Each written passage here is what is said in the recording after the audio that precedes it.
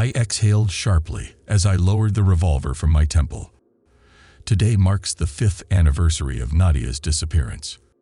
Hard to believe it's been that long. We had so much time left, so much life to live together. But that all came to a screeching halt half a decade ago on the day we found those stairs. Without her, I have no purpose. I've got no family, no friends, no one to keep me tethered to this world. And so, every year on the night that Nadia went missing, I stumble out to the spot that it happened with my 6-shooter in hand, halfway drowned in a handle of vodka, and I let the forest decide if I'm going to live for another year, or if I'm going to be reunited with her, wherever she is. Now that it's determined that I have at least one more trip around the sun, I'll tell you how I ended up here at rock bottom. I need to get this out while I still have the guts to tell this story. Don't know why, though. I'm going to wake up sometime tomorrow afternoon with a massive headache and no recollection of tonight's events.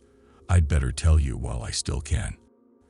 I've lived on the outskirts of Bear Creek National Park for my entire life. Don't bother looking it up. It's a fake name. So nobody tries to seek out the evil that lurks here. It's safer that way. As I was saying, I used to live out here in a cabin with my dad. I miss him so freaking much. He passed away 8 years ago, leaving me all alone. Cancer. That was before Nadia and I started dating. It's funny how things work out.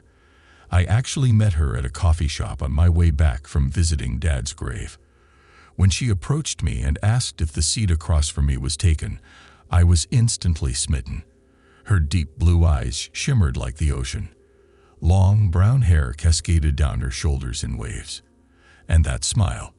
When Nadia smiled, it was as if time stopped, just for a moment, so that the whole world could soak in its breathtaking beauty. We were inseparable after that day. In a month we were dating. In 9 more, we were living together in my cabin. And in another year, we were set to get married. Had a date and a venue picked out and everything. I was on cloud 9. But that was all torn from me in an instant. God, I wish I never would have taken her out there. I had my first encounter with the stairs when I was 7. Dad had always warned me never to climb them. That wasn't a problem for me, though. The stairs exuded a malevolent presence, like anyone who dared to walk up their steps would be eaten alive from fear alone. I remember it like it was yesterday. I was playing in the woods near the cabin when I saw it. A black, winding set of metal stairs that stretched maybe a story. They didn't lead anywhere. They just kind of ended. All the stairs are like that. They vary in size and shape and model, but the one thing they all have in common is that they don't lead anywhere. And they're never in the same place twice. They just sort of materialize. No one knows how or why, and truthfully, we don't want to know. Most of us, that is. Nadia wanted to know, and that knowledge cost her everything. Come on, baby, just a little further. I want to see the sunset. Nadia whined in protest at my proposal to head back. Natty, I know you do, but we didn't bring flashlights and our phone batteries aren't worth a crap. I don't know about you, but I don't feel like smacking into trees every few feet on our way home. Oh, fine. You win.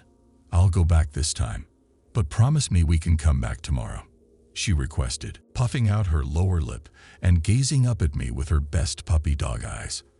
I'd be lying if I said they hadn't worked. All right, I'll take you back out here tomorrow, but only if you... I trailed off, entranced by the sight of them. Nadia's brows knitted together in confusion as she traced my gaze. Then her jaw fell open. Directly before us stood a polished cedarwood staircase. I got a sinking feeling in my gut the moment I laid eyes on that thing. It looked so out of place, like a rat in a fish tank. What is that thing? Nadia muttered, gaze still fixed to it. It's nothing. I'll tell you later, I said, snatching her hand and leading her in the opposite direction. Ow, Jason, let go. Why are you making such a big deal out of this? Tell me what's going on, or I'm not moving another inch. Nadia protested, crossing her arms defiantly. I sighed. There was no point in hiding it any longer. She was going to find out eventually. Okay, so this is going to sound completely unhinged, but please bear with me. Ever since I've lived here, ever since anyone's lived here, really, people have been finding random staircases in the forest. They appear and disappear all the time, and you'll never find one in the same place twice. The stairs are a bad omen. Something awful happens if you climb to the top, but no one quite knows what. All I know for certain is we need to stay far, far away from them. Nadia rolled her eyes in response. Come on, Jay. Do you really expect me to believe that? A bad omen? Are you some kind of spiritual medium now? Ooh, a staircase. So scary, she said, waving her hands in a mocking gesture. Nadia, do I look like I'm joking? I know it sounds crazy, but I wouldn't lie to you. She softly took my hands into hers and met my gaze. Baby, you know I wouldn't accuse you of that. It's strange, but if it really irks you that much, I won't press it. Okay? Thank you. Now, let's go home. I'm starving. Once we were out of sight of that wretched thing, I could sense the tension starting to disperse. It was as if a veil had been lifted. I fell asleep that night with a stomach full of dumplings, and not a thought in the world besides the petite girl snuggled in my arms. The stairs had vanished from my brain, just like they always did, until the next day. We both had the entire day off work, and before I knew it, Nadia was pulling me back down the same path as the day prior to watch the sunset. Butterflies danced in my stomach as we approached the spot that we'd seen the stairs the day before.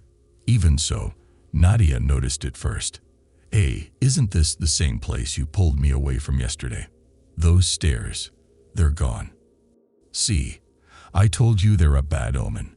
Now do you believe me? I never said I didn't. It's just a strange phenomena, you know. Like seeing a unicorn, you don't really ever expect to find it, or in this case, not find it. It's a lot to process. I didn't know what to say. She'd hit the nail on the head with her analysis. Except the staircases were no unicorns. No, they were something far more sinister. We continued our walk in silence until we finally reached our destination. That evening will always stand out in my mind. The sky looked like a painter's canvas, a gorgeous amalgamation of purple and pink and orange melded together behind a smattering of light, wispy clouds. I'd never seen anything so picturesque. We stayed there well past the sunset, staring up into a sea of stars illuminating the night sky. Thank you for keeping your promise. Today was perfect. Nadia yawned, sleepily resting her head on my shoulder. Every day with you is perfect. Thank you for dragging me out of the house. This really has been incredible. I love you so much. You're welcome, bonehead. I love you too. Nadia giggled quietly, her eyes struggling to stay open. All right, sweetheart. I think it's time for us to go back. You can hardly stay awake. Just a little longer. You're so comfy, she protested, burying her face into my chest. My heart felt so full in that moment. What had I done to deserve such an amazing girl? All right, up we go, I said, hoisting my weary girlfriend into my arms. If your legs won't move, I have no choice but to carry you. Oh no, how terrible. Whatever shall I do? She quipped, wrapping her arms around my neck. Nothing, just stay still and let me. I froze mid-stride. I swallowed a dry lump in my throat as sweat began to bead atop my brow. In the darkness among the foliage, my flashlight beam fell upon a large, bulky object. They were back. Jason, what's wrong? You look pale, Nadia said, following the ray of light until she realized what I was looking at. A wide set of weathered concrete steps ascended to nowhere. They called to me, begging me to climb them. Just one step. Just one. That's all. Jason, I feel it now. What you were talking about yesterday, I feel it. It's all wrong.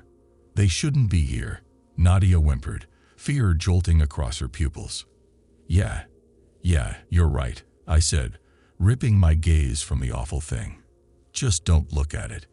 We're going to be okay. This time, I wasn't as relieved once we'd escaped the staircase's alluring pool. I'd never seen the stairs 2 days straight before. They were always more sporadic in their appearance, never showing up with any rhythm or consistency, so to see them twice made me a bit uneasy. Nadia and I didn't mention the stairs again that evening. We were both absolutely exhausted, and we were itching to get some much-needed rest.